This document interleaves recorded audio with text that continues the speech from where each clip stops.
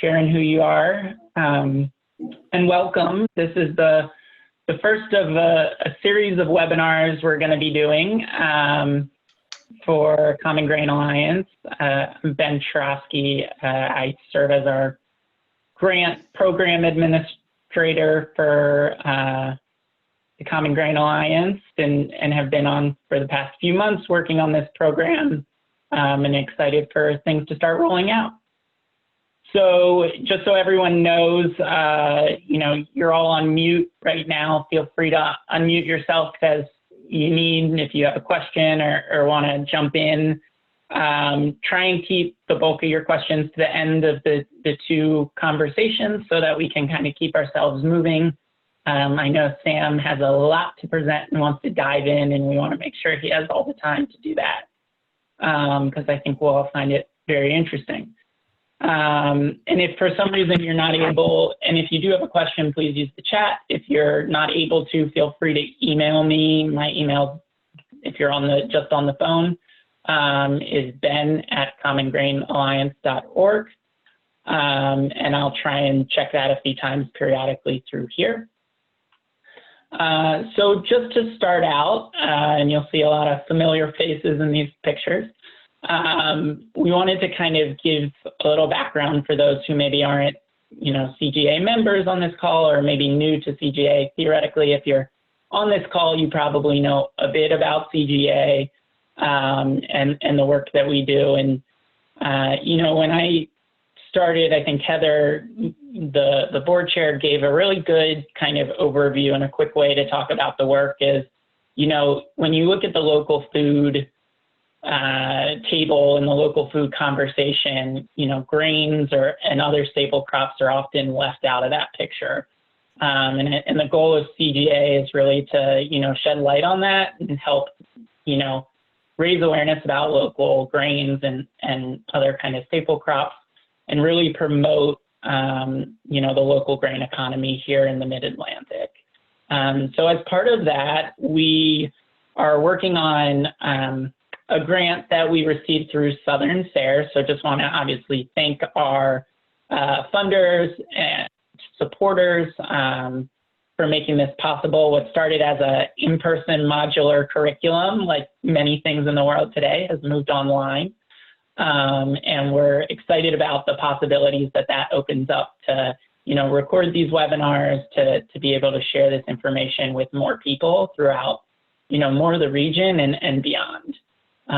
So there's a lot of possibilities there. And a special thanks to our partners, Wade, Eric, and Chris from Virginia Tech Extension and NRCS respectively, for all the guidance and support that they've been doing on this project. So today we have two great speakers joining us. So I will jump right in. We're going to start off with a quick kind of what we're calling a tractor side chat with William Hale to kind of discuss a bit about his operation, his post-harvesting, storage and cleaning. And then we have a great expert speaker in Sam McNeill, and we'll give a little background on him. We'll have a Q&A after that, and then if you want to stick around, we actually have the webinar open until 8:30. From 8 to 8:30, we're going to be able to dive deeper and more of a discussion for anyone who wants to hang around and talk about, your own questions in your operation or, share or just continue to learn from Sam and others.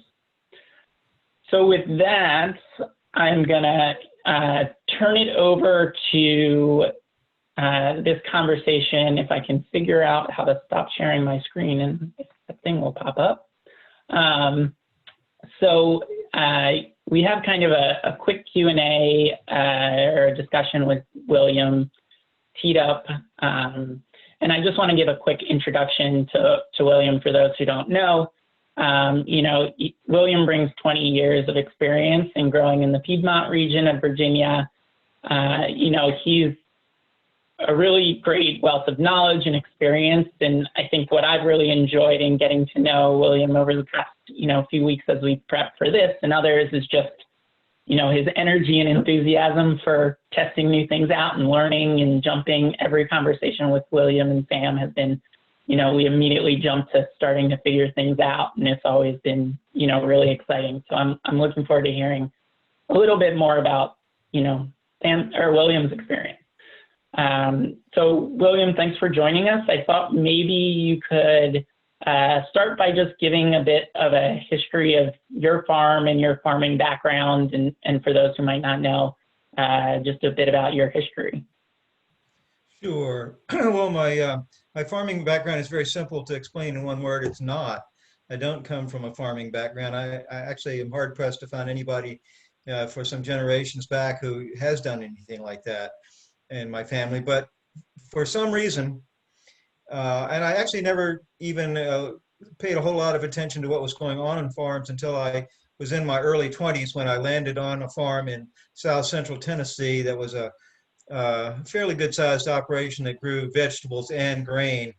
I was involved in the vegetables, and I think one of the things is I'm probably just not humble enough and hardworking enough to stick at it in vegetables. It's just too much darn backbreaking work. And I looked up at the combines going by, and I thought, that looks kind of interesting.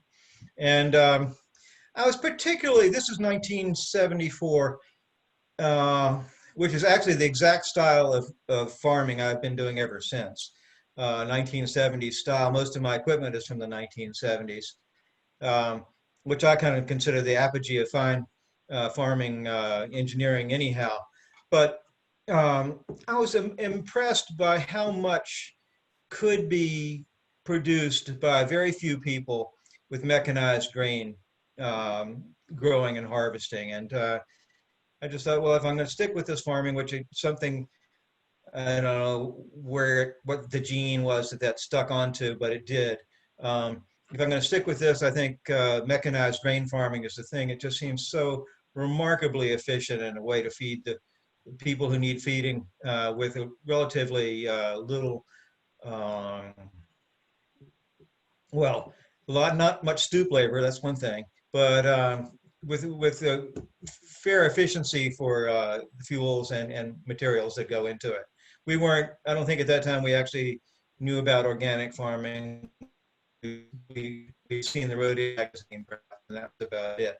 So eventually I moved to Virginia, and I am on a 50-acre farm here. I have currently 25 acres organic certified. There's about 30 clear acres here. I have a composting operation that I started in 2000 after getting out of the construction business. So I make a real high grade agronomic compost, sell to organic gardeners, primarily in bulk, and starting to do some bagging as well. And earlier on, I'd messed with, while I was a contractor and before, I'd messed with popcorn. And so I always sort of had a little soft spot for growing popcorn, and I decided to add on to the compost business by starting to grow some popcorn that we not long thereafter got certified organic, because it was mostly for seed contracts, and the organic prices on a seed contract are so much more favorable. And I didn't get into small grains until I'd been doing that for several years. I actually started on a level that almost anyone can. So I guess that's why I'm bringing this up. I had a nice corn crib, old-fashioned corn crib on the place. I also had an old corn sheller, originally hand-cranked corn sheller, and what they call a wheat fan around here, a wooden, actually beautifully made, probably close to 150-year-old fanning mill, originally made to also be turned by hand, both of which I, of course, hooked up to small electric motors. But I started cleaning and storing grains with the popcorn, and I probably was doing less than 1,000 pounds per year for a number of years until I thought, well, I'll take the next step. I always have been, because I was fascinated with machinery. I've been using a corn picker, which I still use with the corn, but I thought, by golly, a combine's for me, and ended up with a 1970s model F3, F2A gleaner, which is a very inexpensive, easily repaired. There's a million of them out there. There's a wonderful combine junkyard just over the border in North Carolina that's probably got 100 acres of old gleaners. Um, and so got into growing, and the reason the impetus was I was told that there was money to be made in growing Rinzabruzzi rye as a seed crop. There was a shortage of Rinzabruzzi rye, which is one that was developed for mostly as a forage crop, I believe. It's a low yielding but good milling rye. So I got into that and planted about 20 acres to start with, which was way too much. But and I cleaned it all that summer on the old fanning mill and bagged it all. So our process originally is just to bag and one-man operation, jumping up and down on ladders and using a strong back to tote those bags around.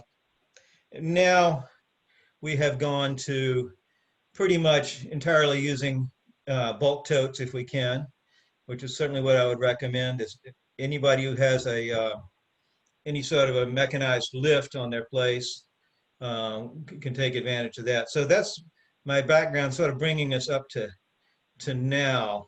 I actually still have the old fanning mill. I do also use a rotary screen cleaner. It's just a single stage at a couple of different points in the process. And I guess one other thing I would say, there are a lot of lovely old mill buildings out there, which have heavy duty wooden floors that you can run carts over and all sorts of things. And you just really want to stay away from those beautiful old things, because you really need to be able to run a forklift around. That's the number one thing. And you can do that with a dirt floor, which is what we do. So dirt or concrete is the place to start from the bottom. Which direction would you like to go with this then, Ben? No, this is great. I think you kind of touched on a few of my first questions. So I guess jumping into a little bit more depth, where do you see your, biggest challenges right now as it pertains to, storage and cleaning? Yeah. Well, there's several things that you need to, when you're starting from the bottom in the most elemental sort of approach that I have. But of course, you need a roof to keep the water off, and you need walls to keep the vermin out, and you need to have your grain in an appropriate moisture content when it's harvested, not too damp.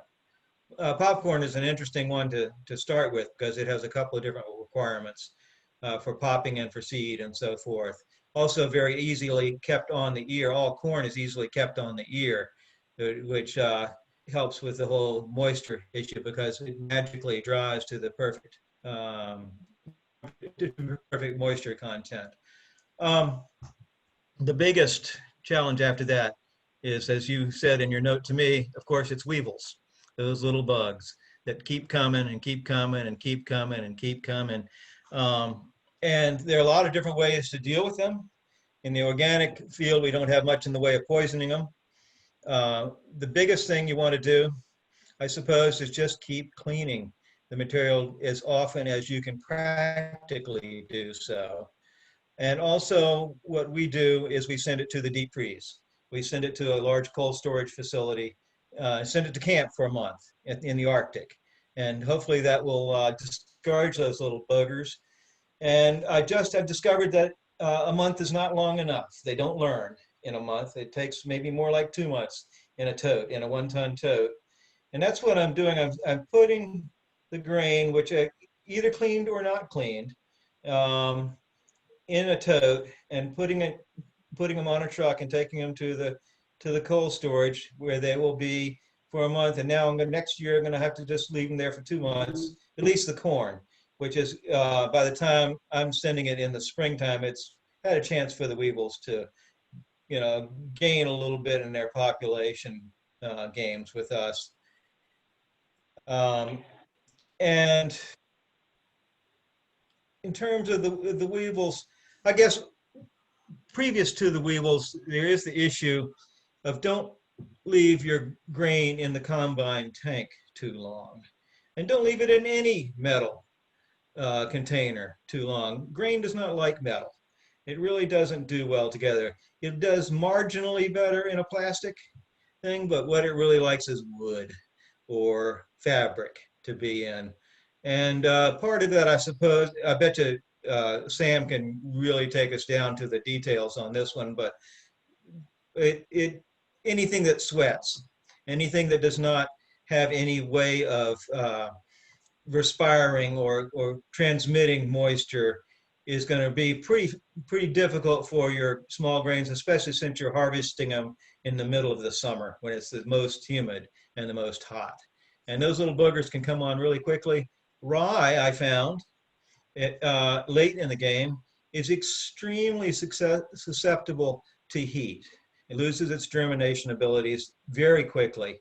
At not much over 100 degrees, it will pretty much knock your germination possibilities back quite a bit. So that's one crop to make sure that you get out of the combine bin and you run it through a cleaner or somehow aerate it and put it in a bin that can breathe.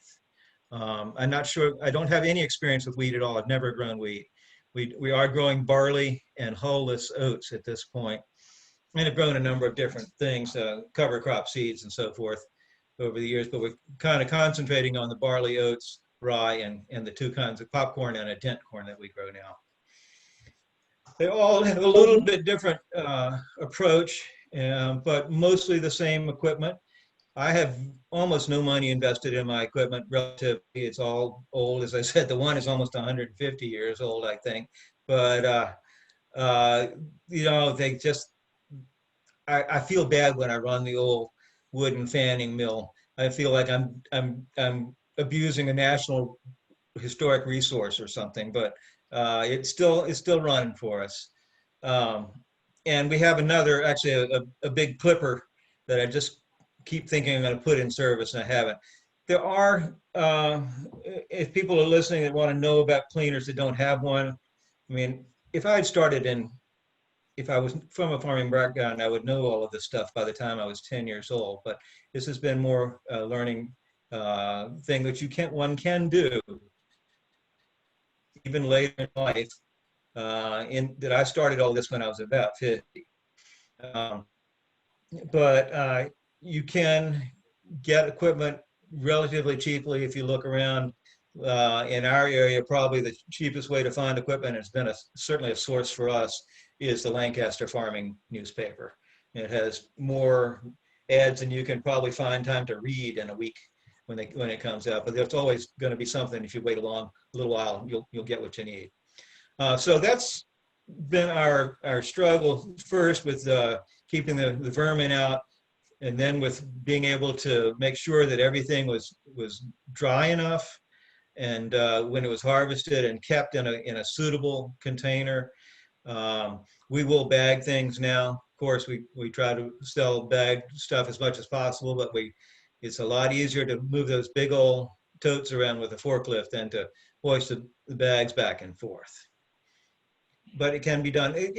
One of the things about this is, I think a lot of these activities are very scalable. They can go to the end that I think Sam has been dealing with and just trying to really perfect it, but there's many imperfect ways that you can, for more labor and less money, you can actually do what you need to do. One thing I would mention here, and I was on the phone earlier today with Pete Sisti about this, and I know some of you producers out there have gone to this, is to go to the vacuum sealed bag with the CO2 introduced to. That kills the bugs, or at least narcotizes them, I suppose, so that they're not reproducing. You also can keep them below, I believe, and somebody can correct me on this, I think around 55 degrees they do not multiply. They won't die, but they don't multiply. And boy, that's the key. You don't want to multiply, because they will do that. Great. So we have about time for one more question with you, William. So, Okay. you know, thinking about, you know, maybe some folks on the line who are thinking about, growing small grains or maybe haven't gotten into it yet, where do you recommend they start? What would be your first kind of advice to them as they're thinking about, what they're going to do post-harvest? Small grains, if they're already harvesting small grains, or should they start harvesting small grains? That's the question, I guess.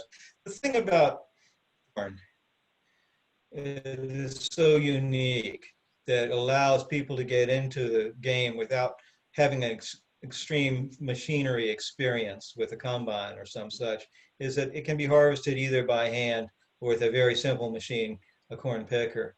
But if you have a combine, and there are all kinds of different options out there, from the little Chinese ones that you walk behind, practically like a rototiller, to the enormous ones that now they apparently have a ceiling. I mean, a floor of the new John Deere's was somewhere like $750,000 for the base model, I think was the latest I heard. Somewhere in between there, you can deal with it either in a big bin. And by the way, I did buy a couple of large bins and disassembled them with an air floor and fans and everything. And and I got them cheap. But my operation is so small that putting it in a big bin doesn't make any sense at all.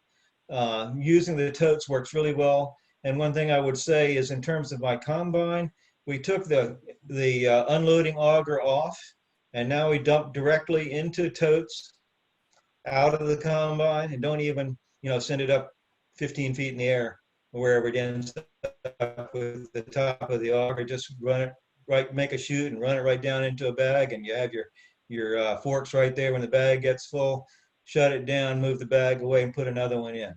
Works very, very well. Two people sure as hell. Great. Well, William, thanks so much for, kicking off this webinar and setting the stage with your background and context, and, spending the time with us tonight. And thanks I look forward to learning with the rest of you all. Thank you. Great. So now it's my pleasure to turn it over to Dr. Sam McNeill from the University of Kentucky. Sam is an extension professor in the Biosystems and Agricultural Engineering Department at the University of Kentucky in Princeton. When we were looking for speakers and thinking about this topic, we were pointed towards Sam as, the go-to expert in terms of, post-harvest storage and processing. Sam's experience is pretty extensive. His extension and research program focuses on grains and biomass crops for food, feed, fiber, and fuel production, and he has experience working with the design, operation, management, and energy utilization of a variety of equipment and facilities. He's an active member of the American Society of Agricultural and Biological Engineers, and he's on too many committees for me to name right now. He's definitely an impressive and busy guy. And I think one really interesting thing about, Sam's work is that since 2009, he's been working in West Africa on food security. So his experience is really diverse and varied. So it's a real pleasure to have Sam joining us. So with that, I will turn it over to him, and hopefully we can all welcome him. Well, thank you very much, Ben, for that introduction, and thank you, William, for the comments you shared. I learned a lot from that information that you shared. I really do appreciate that. I know, so each one of us comes into this meeting with different experiences, and hopefully my goal is to share with you some of the, I guess, from the engineer side, the science side.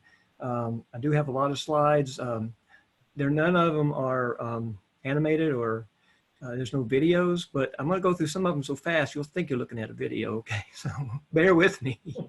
No, I have about 30 slides, and some of them won't take much time to explain, and some of them just kind of repeat variations on the previous slides and all that kind of thing. So if Ben can allow me to share, I will do so. Yeah.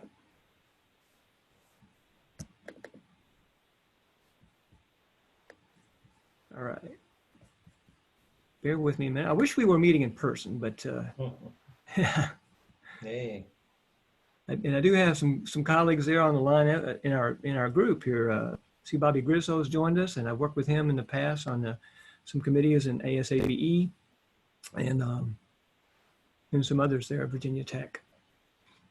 But again, I'll share my contact credentials there, or contact information. If you would like to reach out, follow up with a phone call or email, I'd be glad to work with you.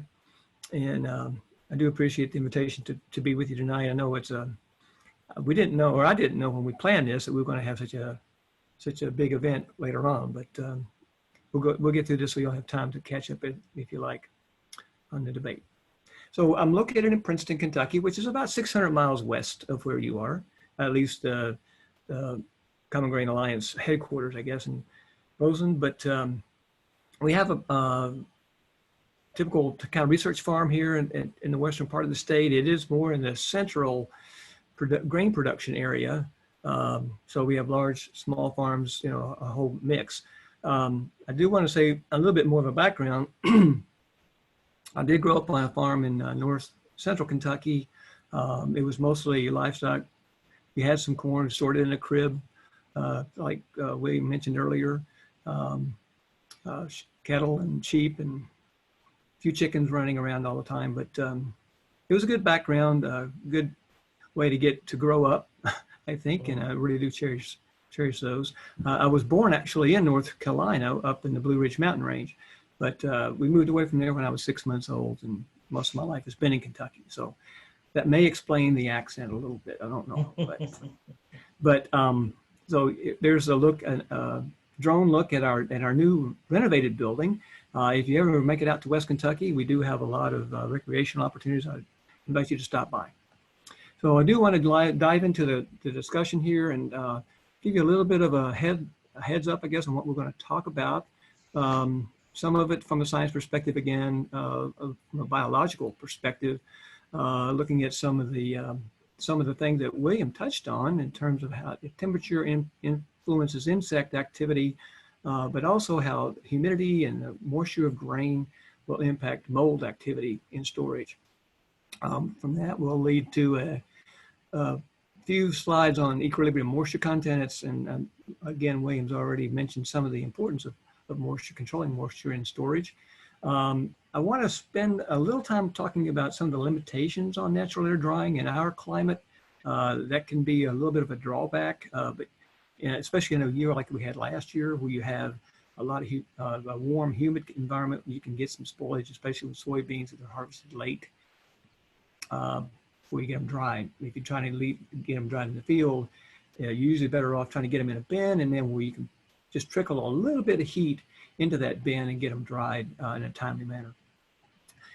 When we talk about conventional storage, there's an acronym we use. It comes from the Integrated Pest Management Program, but it's the acronym is SLAM. It stands for Sanitation, Loading, Aeration, and Monitoring, and that's more for conventional storage in metal bins. But now there's some variations on that. I don't have time to go into all of those tonight, but we'll talk a little bit about sanitation and the monitoring piece of that. I'll close out with some resources and then we can move on. But I do want to start out talking about some of the major factors that influence storability of grain. We know we can't improve the quality of grain in storage. The best we can do is hope to maintain it during storage and stay away from any problems. So moisture content, again, is key. It really does, and we'll take a look at how that impacts, at least for corn, because we don't have, again, a lot of time. We'll kind of, most of this is kind of corn-centric, I think we could say, but we'll work in some smaller grains in the discussion as we go. And some of these are, some of the factors we're looking at here: temperature, broken corn or trash, foreign material in a storage vessel is going to get in the way of just the heat transfer. If you're blowing air through it, it's going to impede with that. And then the oxygen availability. This has already been referred to in terms of we're looking at hermetic storage, where if it's a well-sealed vessel, it's just respiration of insects and molds. The grain itself is going to consume the oxygen and displace that with CO2, and so you get a high CO2 environment, and then that controls the biological activity in that space. So then the trick is then to hold the seal to make that work. And I've seen that work in Africa, but I know there's, especially for the organic folks, I think that's a really probably a good option for looking at storability. I think I may need to move this a little bit. Here we go. So hope you can see that, but this is looking at the allowable storage time. This comes from the professional organization I'm associated with, the American Society of Agricultural and Biological Engineers. It gives you a sense, it's kind of a guideline, a rough guideline of the storability of corn at different temperature and moisture levels. And this is an example here. You can see that the typical monthly temperature for September in Kentucky is about 60 degrees, about 60 degrees. It kind of cools about 10 degrees each month. But then we'll take that as an example. From mid-September to mid-October would be about that range. If we're holding corn or trying to harvest corn at 20%, we only have about 29 days to dry that grain before it starts losing 0.5% of dry matter, which would reduce the grade level of that grain hauling it in the market. Okay? That's kind of the stipulation. That's the guideline we use for the conditions here. And you can see as you move across columns from right to left, kind of like you read the menu, right, in a restaurant, for us penny pinchers. But you're doubling the storage life if you cool it 10 degrees, okay? And when you really gain a lot of time when you're down in that 40 degree, 50 degree range, especially at lower moisture levels as we're showing there. So the trick and the idea or the recommendation is that you want to get corn, especially dried down to about 16% or lower within about 24 to 48 hours after harvest to stay ahead or get ahead of any storage problems that might arise, especially with if you have like we did in 2012, we have a lot of corn coming in from the field with mold damage and aflatoxin, potentially aflatoxin problems. So we're aware, obviously, most of us, and we've already talked about that a little bit, some of the losses associated with insect and mold activity in a stored grain. If it's not cooled properly, just the action of those insects and the biological activity can start to generate some heat. We can use temperature cables to monitor that in storage. We can use other devices in smaller lots. I'll talk about that a little bit. But if it goes unnoticed, goes unchecked, we can start getting some weight loss as a result of that activity. We can see some decreased germination, which is obviously, we've already talked about holding some grain for seed. If we're holding grain for feed, we're obviously concerned about mycotoxins. And we want to maybe screen our grains before we go into storage, or guide or select where we store and how we store depending on the levels.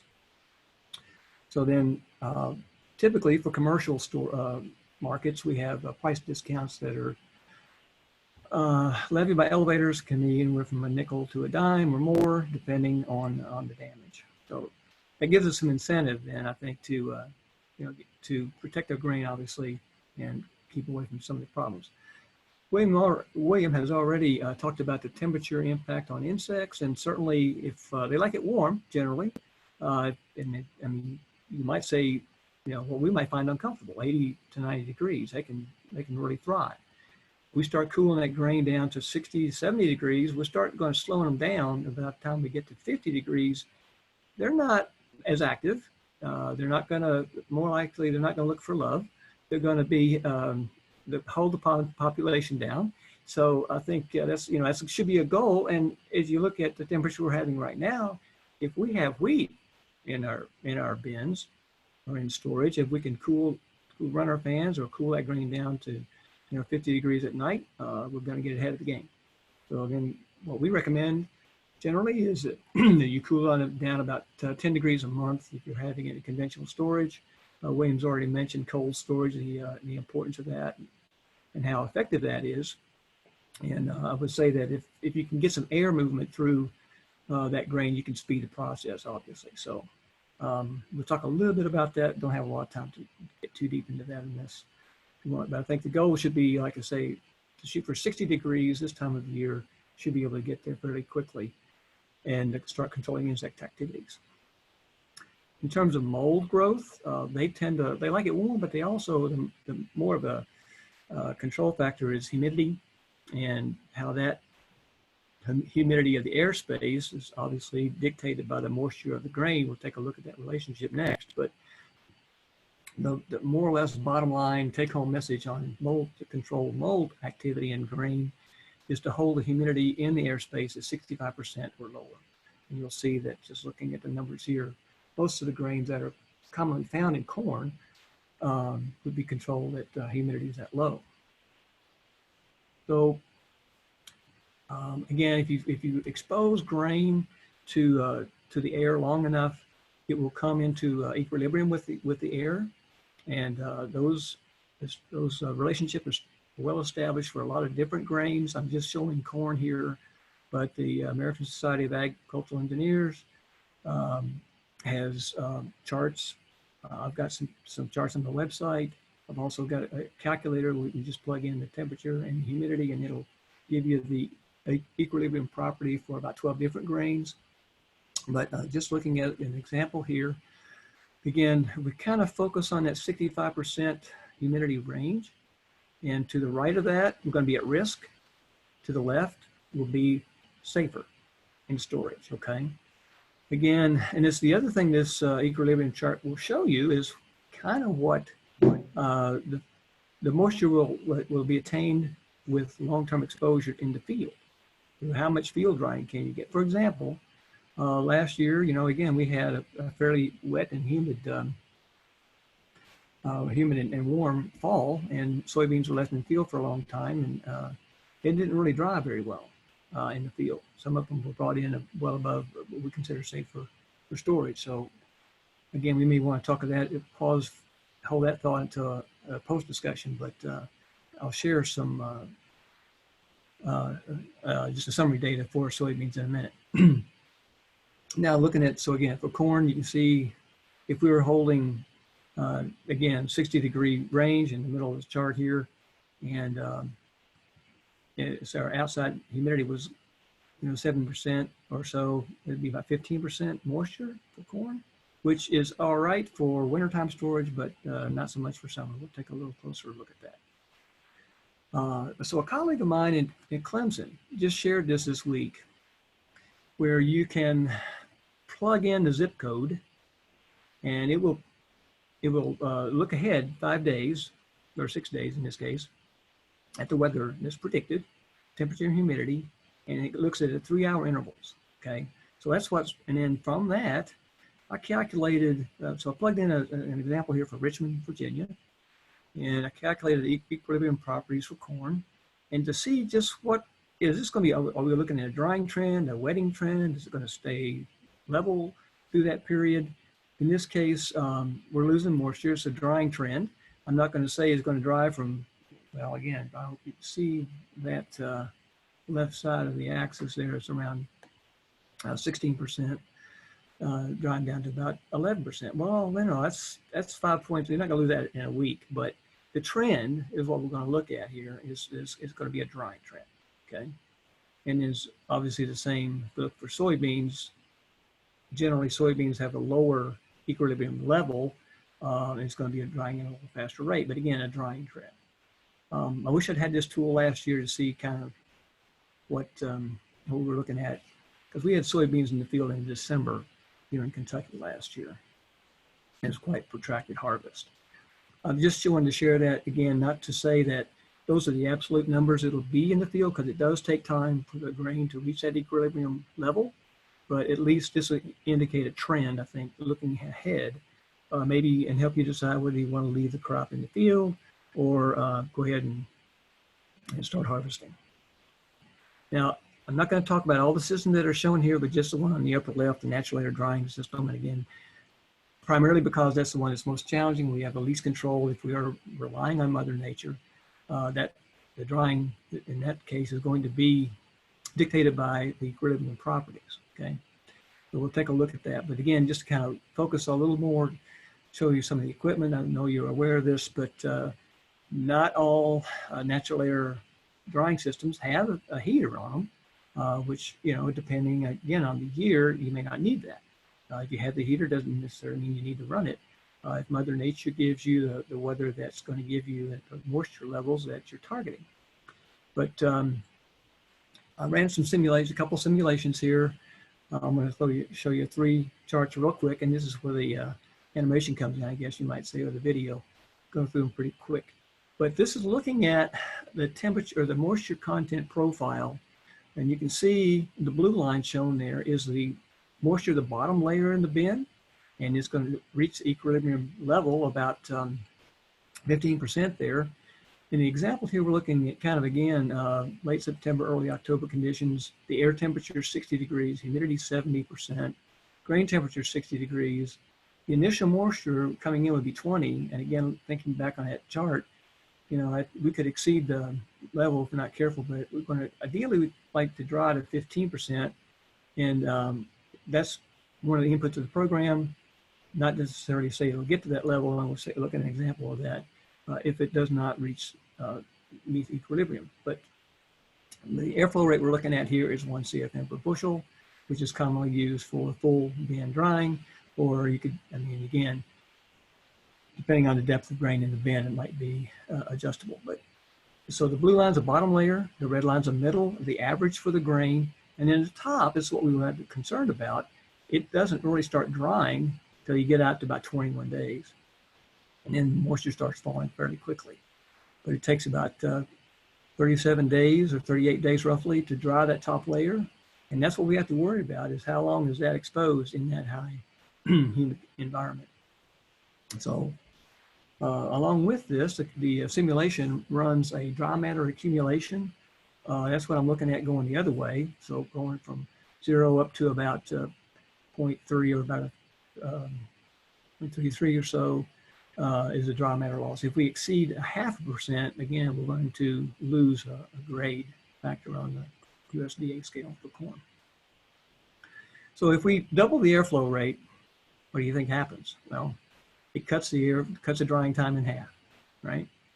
So we go from about, we had 38 days or so to about 19 here. Same profile, is just compressed. That relationship is compressed. And this is a different scale for dry matter loss. Now we're only looking at about 0.15 dry matter loss. So that's the advantage of having a large fan, perhaps, on the bin, or, you know, getting as much airflow as we can through grain. Another way to do that is to maybe let it dry in the field a little longer. And that's a way of looking at this. This graph is just 18%, drying from 18 to 15. And you can see it takes about 30 days to get that top layer dried down. But again, our dry matter loss is still reasonable at about 1.13. So those, you know, this is not widely available, this software, but it's a carryover from some of the days gone by.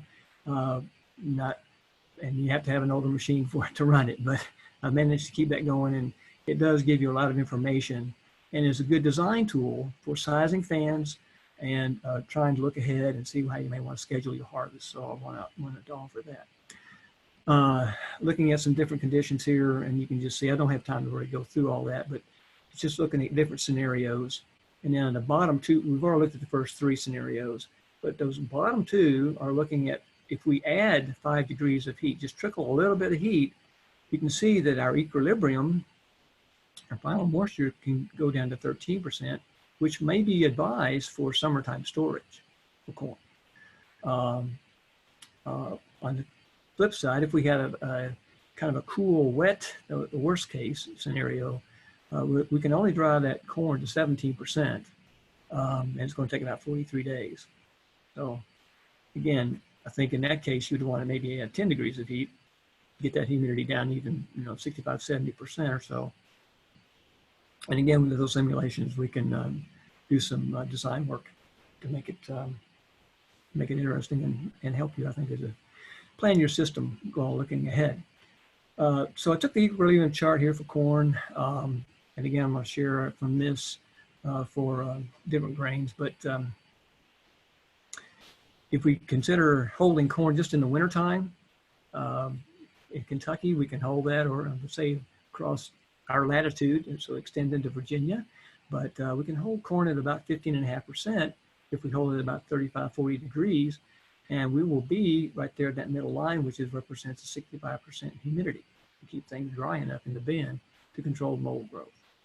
We start getting, if we're trying to hold that into the summer, and the grain on the outside wall is going to warm up to about the mid-average temperature in July, August. In our part of the world, is about 80 degrees. And so if we're holding corn at 15%, you can see we're well above the line is considered safe for storage, is well above 70% humidity. So again, if we're holding corn for summertime, especially for livestock feed, we want to drive that down to about 13% to give it a longer storage life. And that's true for, I mean, you can take these relationships and customize them for the locale. So they can store grain a little higher moisture in northern climates. Taking a look at different crops here. Again, this is based on predicated on the equilibrium chart I just showed. Won't have time to show all each one individually, but just to summarize it here, if we're going to hold sorghum into the summer, it needs to be at 13, soybeans at 12, wheat at 12.5, which is a little bit below the market threshold, but you need to look at that as a storage cost.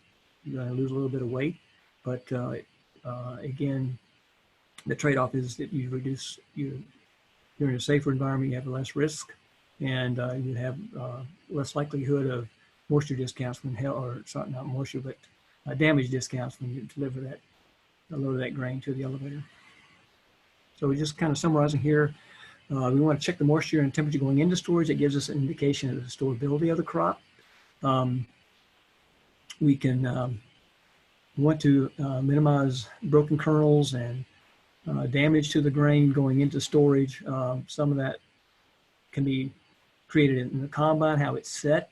Also, it can be in the handling system. If we have augers that are running partially full and at high speeds, we can get up to 7% damage. I've seen some data, didn't have time to show it into this set, but I've seen damage around 7% from some tests I had done. Whereas if you take the same auger, slow it down, you can minimize your losses or the damage to less than 1%.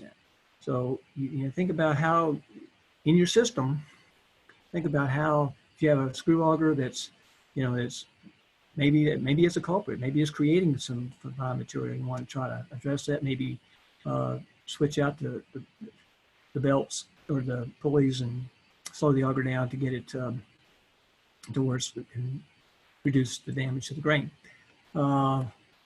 We have more affordable test kits for mycotoxins these days.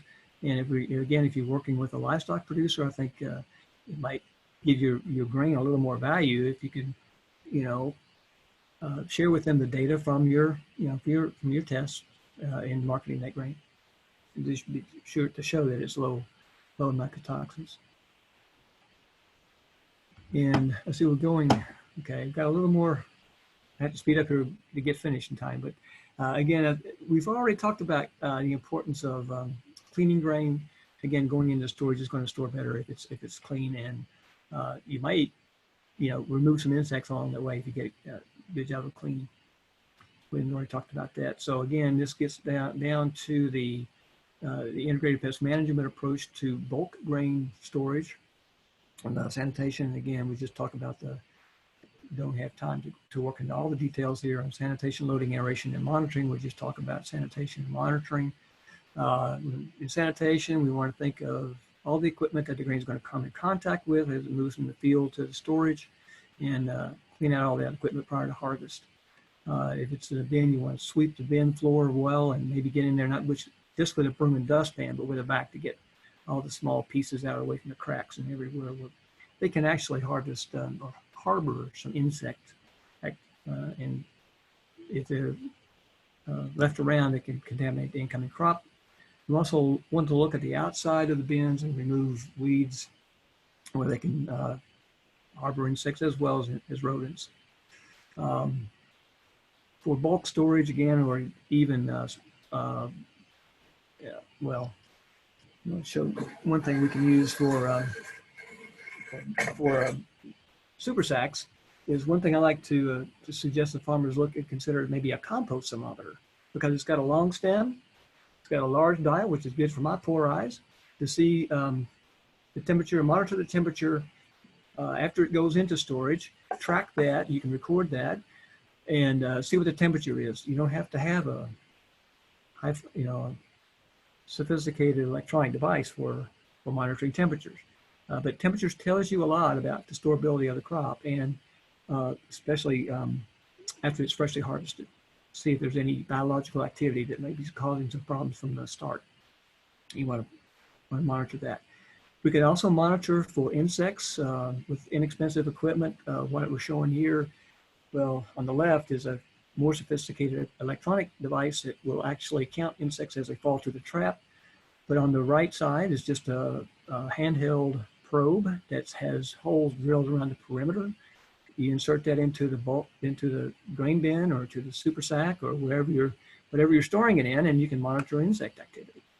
It's got a little solid cup at the end. You can unscrew that, check it weekly to see if there's any insects moving about. One device that's gaining popularity, has been around for a while, but is a CO2 monitor. Carbon dioxide, obviously, if it starts to increase in a non-hermetic, okay, this is in a aerated environment. If we see an increase in CO2 levels, we know something's going on inside the structure, inside the grain. And oftentimes you can detect that as gas levels start increasing. You'll detect that, you'll pick that up before you'll see a temperature increase, because it's very sensitive to that.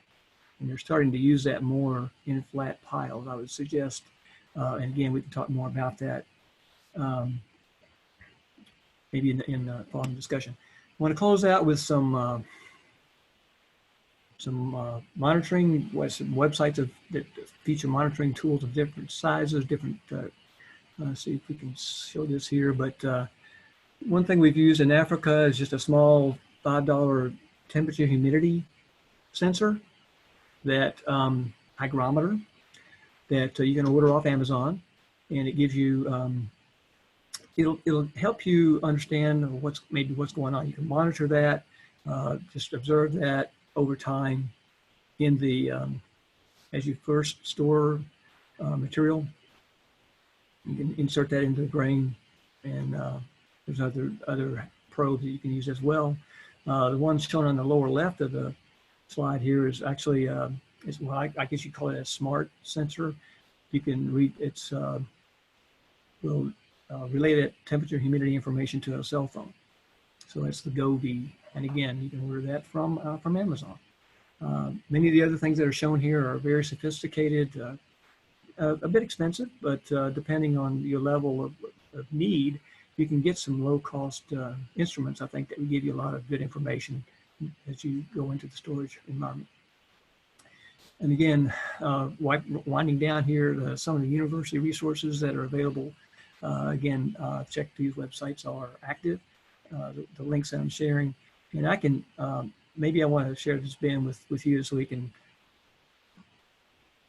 of course, I guess we're recording now too, so maybe that's the best way to preserve that. But not all universities have active programs in post-harvest engineering. Virginia Tech used to years ago. I know when I started, Andy Lambert was on the faculty there. He did a lot of work with peanut drying, and but neighboring states, I think you want to look at those states that are near you to take into account the environmental similarities. So other resources here from outside universities, but associated with universities, obviously, the American Society of Agricultural and Biological Engineers. The Midwest Plan Service we have a new handbook, came out a couple years ago. It's been revised from the previous version was in 1987, so it was overdue in getting that put together. But that's one resource on more for conventional storage, drying and handling of grain. but it has some basic information I think would be of interest. The one piece that I'm showing is now item number 3 is the NC 213 group. It's a consortium of scientists around the Midwest that focus on grain quality issues. It's generally more conventional grains, but they work with specialty grains as well. So I would point you to that as was a rich source of information for research that's going on around the country. So the others associated there are generally a little bit more associated with larger commercial facilities, but they often offer training modules for the topic. So with that, I think I may be a little over, but I'll share my contact information and we can open it up for questions. I do appreciate the time again this afternoon or this evening, and I hope all are well. Thank you, Sam. That was great. And, you know, I'm not a farmer, but I learned a lot, and I'm sure others did as well. So we have a few questions, but I do want to, you know, acknowledge the time. We kind of said that, you know, after, you know, the first hour, we kind of move into more of a deep dive discussion. So if anyone, you know, wants to jump off now, feel free. Otherwise, you know, feel free to hang around. I've seen a number of questions come in. Daniel, it looks like it started with you. So I might ask you to unmute and maybe, you know, ask your question. And if others want to unmute as well, we can kind of move more towards a discussion process, and folks can jump in as they see fit. Hey y'all, thanks for being here. Thanks for hosting this and for all of your time. Really appreciate that. Yeah, my question was about we have a grain dryer on our farm down in North Carolina that we haven't even ever used. It's propane, and what we've been doing instead is we just have some of those small grain bins with the drying floor, and then we just run fans through them, and we look at that relative humidity moisture sheet, and we try to do it that way, and it works okay for us. But we have that, and one of the reasons why we've hesitated to use it is because we've heard without any real information, more just kind of through the grapevine, that increasing the temperature can really tarnish the quality of the grain. And I was just curious if you had any thoughts about that, or charts, or wisdom, Sam. That's my question. I'll share a little response, and maybe Bobby can chime in here. So he's with us now too. So there's a trade-off with you want to find a balance of the temperature for the speed of drying, and not overdo it, not dry it too fast. Okay. So, and again, it got back to the point I was trying to make with systems that don't have the capability of adding heat are purely at the mercy of Mother Nature. Okay. If you have those cool, humid falls that extend for weeks, you know, you're not going to get much drying, and you could get some spoilage because it's just the damp conditions. So in that case, it's good to add a little bit of heat to those bins, not too much, probably not over 110 degrees. Again, I think where heat's got a bad rap is maybe folks that have overdone it, and then the germ has been diminished. Germination has been diminished. So I think in terms of what the system you described, to me I would look at getting what they call a low temp burner for drying bins, so that you don't blast the heat in there. You kind of add about 5 to 10 degrees when you need it, maybe at night, you know, or cloudy, humid days, so that you can keep that humidity down low enough to where you're going to continue drying through the process and not have a cyclic kind of a front going through. Does that make sense? I mean, I think you have a little more uniformity in the moisture, final moisture, and you shouldn't, you can stay away from any heat damage, and that's in that, you know, by trimming back the heat. We haven't always had those. We haven't always had those options, but the low temperature burners are a good option, I think, for that case.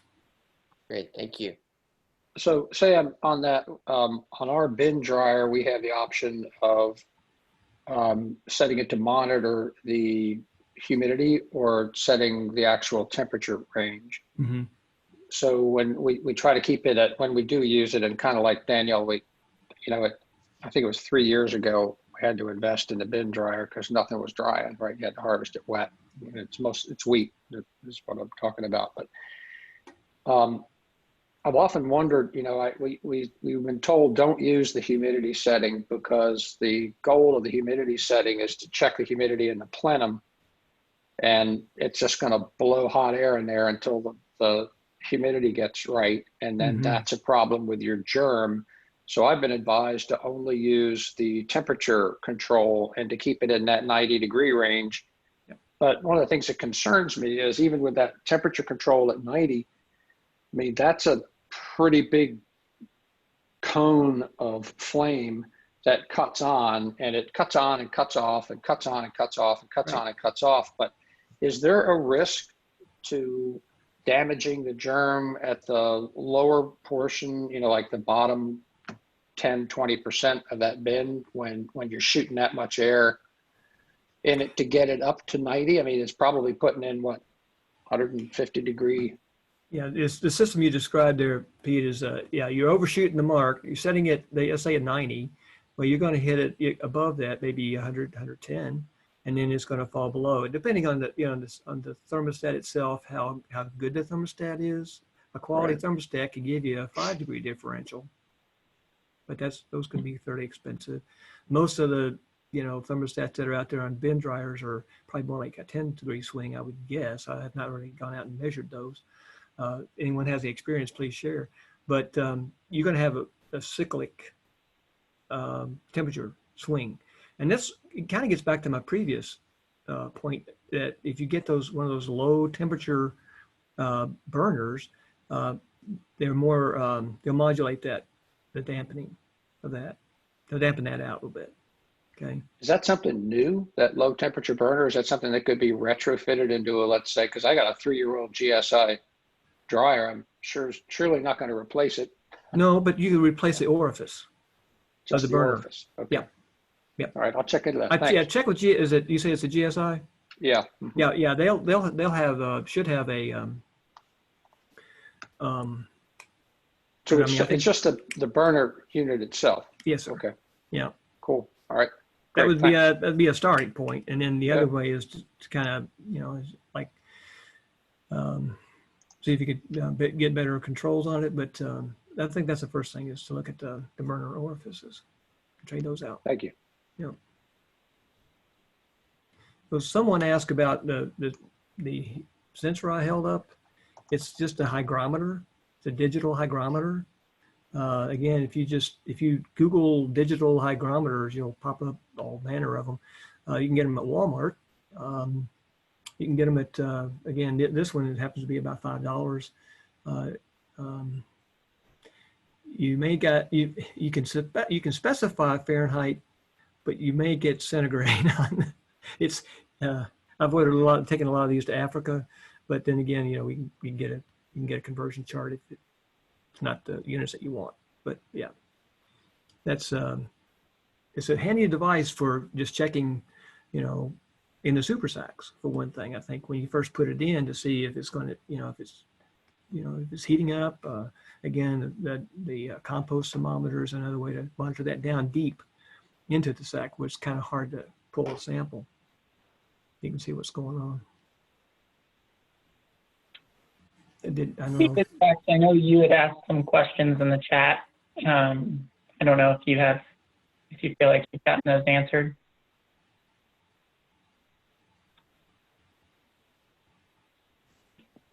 Yeah, we were looking for just sort of a general understanding of recommendations for wheat.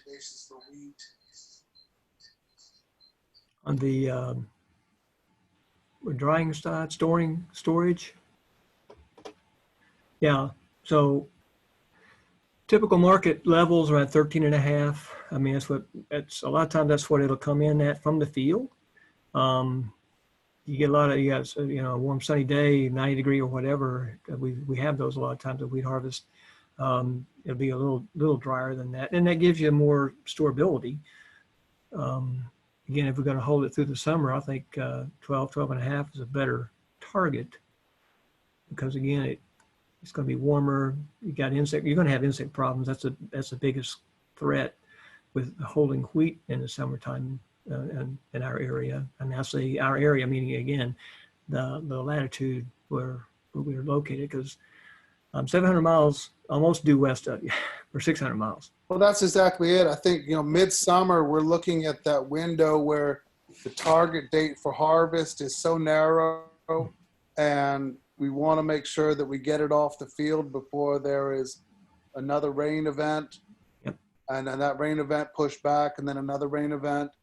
And your test weight starts going down, yeah. Exactly. So yeah. We were looking at this grain dryer as allowing us to take it off the field at a higher moisture, yep, and bring it down. And I think it's similar to what Daniel raised as a question earlier, was just, and which I feel was answered, okay, but was just the concern about taking it off the field at that higher moisture. 20%, I think, is what I one time heard Heinz was talking about, taking it off at 20. But if we take it off and dry it down using that lower temperature, keeping it below 105, is that what you're saying? Mm-hmm. We can avoid the damage to the grain. Yes, sir. And then we'll just take it down to the 12 or 13% range using that sensor. Mm-hmm. We'll know where it's at. And you would want to cool and take out the dryer heat. After it's dried, you want to blow some cooler air through it to hold it as cool as you can. We don't have, I mean, as we're thinking about the workflow that we have, we would take it from the dryer, but I don't know if we would then put it back into the bin. Would you have a way to cool that from the dryer? I mean, what if if it stayed in the dryer?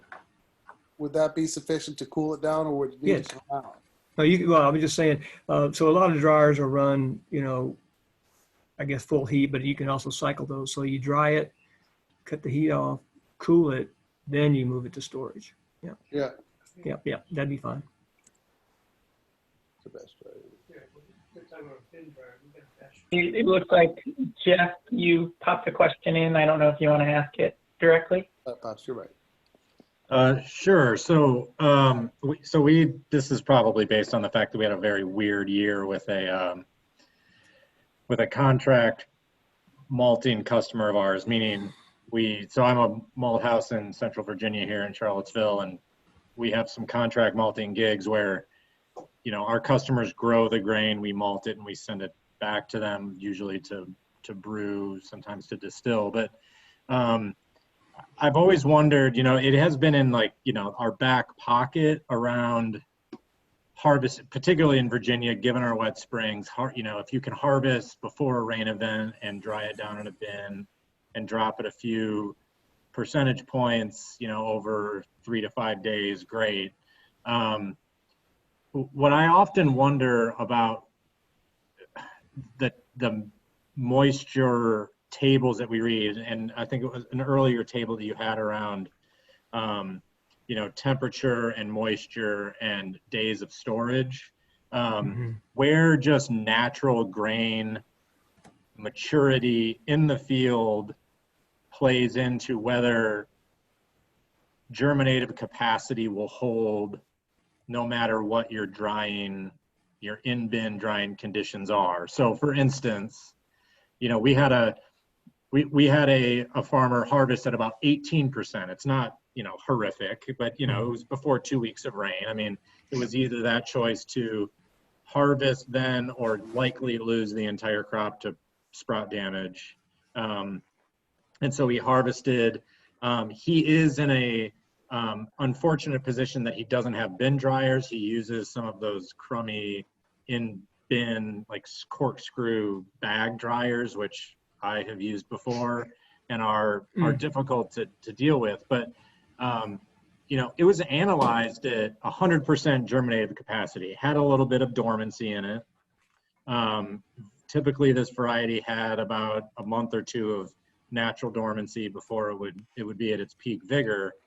And so it did test at that 100% germinative capacity, but within like 3 weeks, and he was, you know, he was religiously drying this stuff down with these bag dryers, got it down to sub 14%, and germinative capacity still just completely evaporated. I mean, it's germinating at maybe 50% now, and it's a interesting situation in that with a little bit of a dormant variety, you would think that, and he was storing this in his garage. It was conditioned. It was generally probably like 85 degrees in there, but I would think that the warmer conditions, if you could keep the moisture out of the bag, which I know is a downside, that would actually just break dormancy sooner, and we'd be able to malt it and go upon our way. But I often wonder if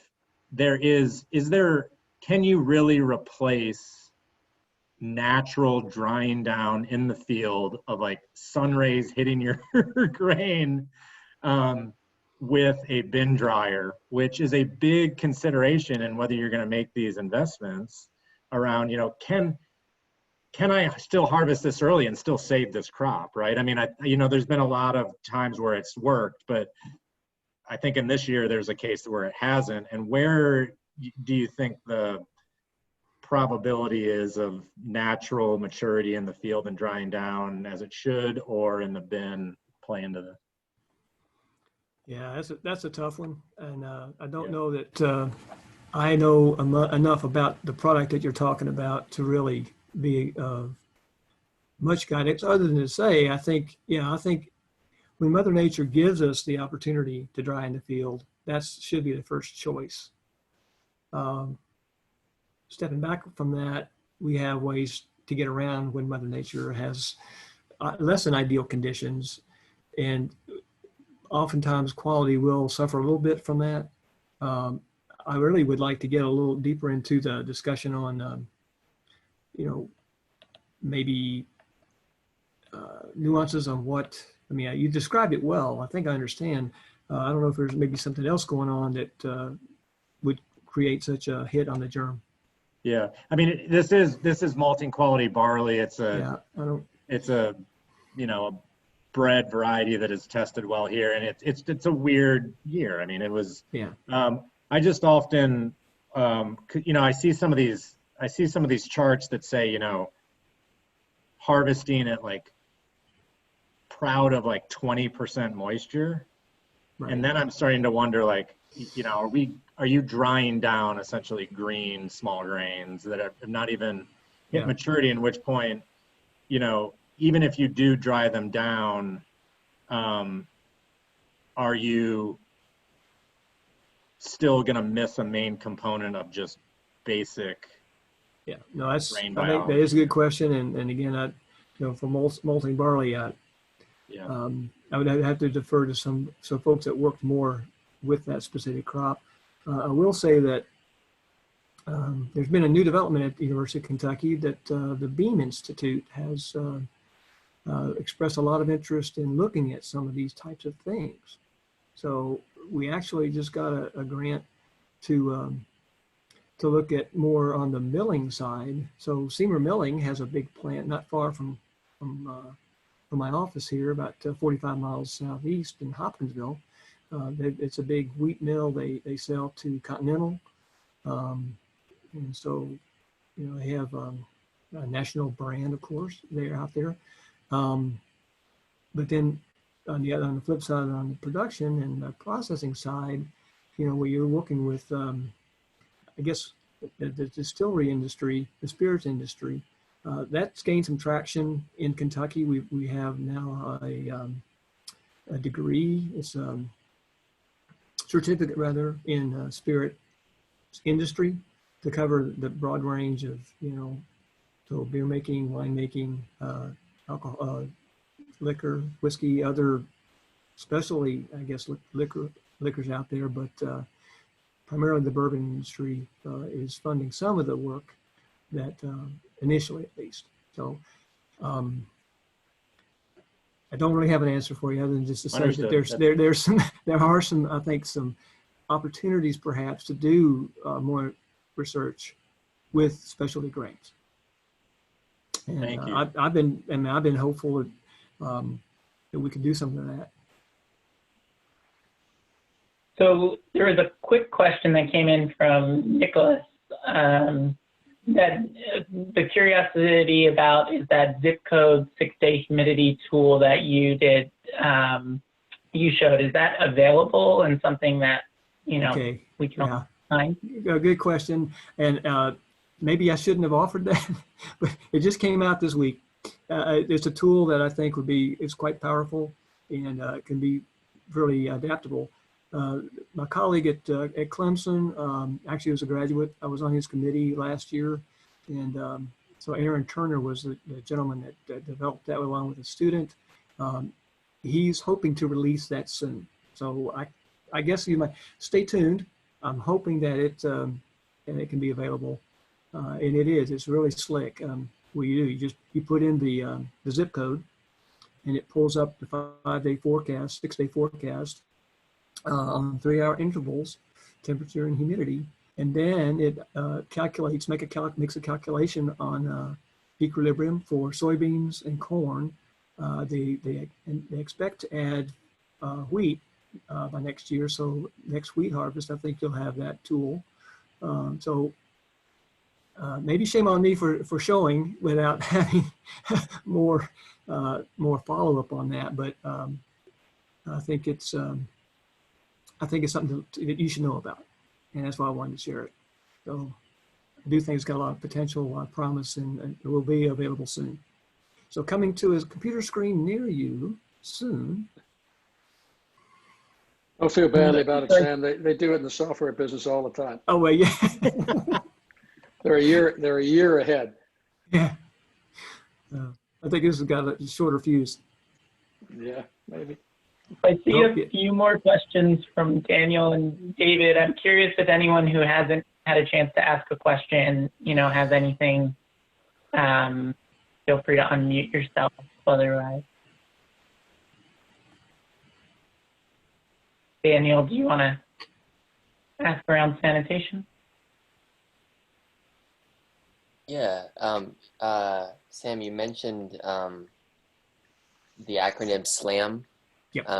And sanitation was on there, and it's something that I've been thinking about just with regard to our bins and what we should be doing before we put in our new crop, if anything, if that's what you meant by sanitization. Yes, exactly. No, that's exactly. It's just mechanical sweeping and removing debris.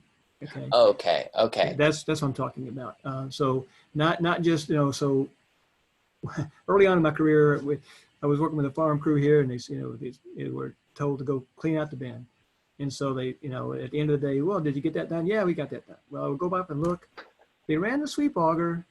They didn't get the small stuff, Well, that's what we're talking about with sanitation is get the small stuff out of there, vacuum that area.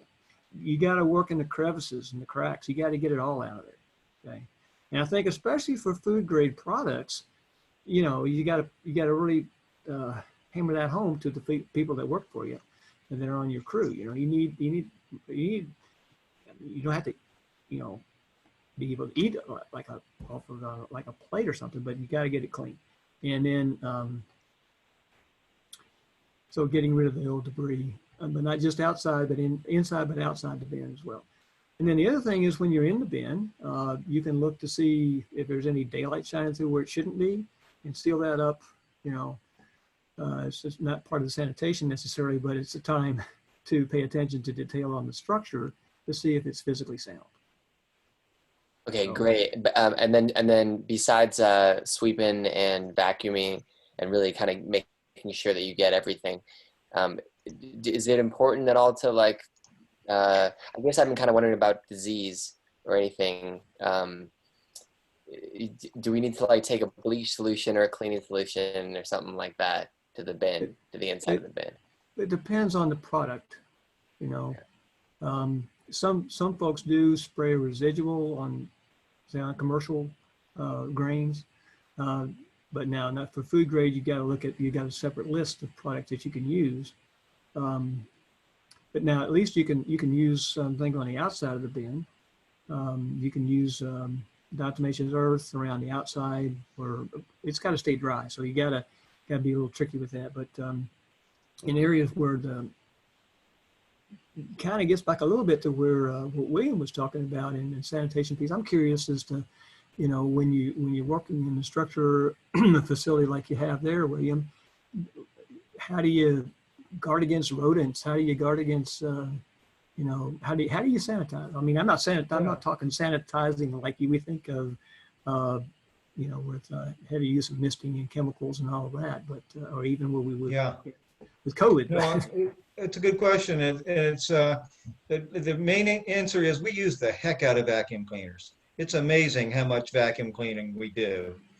I mean, we've got some good ones. We run through them. We're using them all of the time. We've got 4. One thing I was going to suggest that I probably left out before, and I may have missed in your presentation, Sam, but it's really, unless you're really sure that you have a really dry and clean sample coming out of your combine, before you put it in a bin or any kind of storage, at least run it through a single stage cleaner so you get the fines out of there. It doesn't matter too much about the big stuff. Actually, if you have big chaff in there, it'll help dry everything anyhow. Yeah.